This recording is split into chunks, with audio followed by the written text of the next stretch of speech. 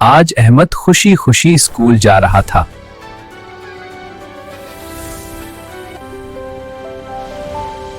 अरे ये क्या है?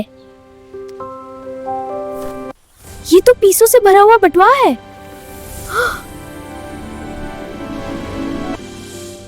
उसे वापस रखूं या वापस करूं?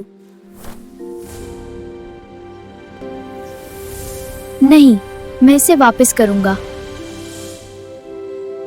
हाय, मेरा बटुआ कहाँ चला गया?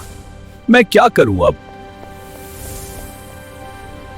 अंकल, क्या आपका बटुआ गुम हो गया है?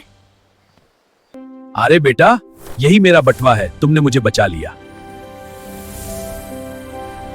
अल्लाह तुम्हें हमेशा खुश रखे, तुम बहुत ईमानदार हो। ये लो बेटा, मेरी तरफ से छोटा सा इनाम। शुक्रिया। वाह, सच में ईमानदारी सबसे अच्छी चीज है।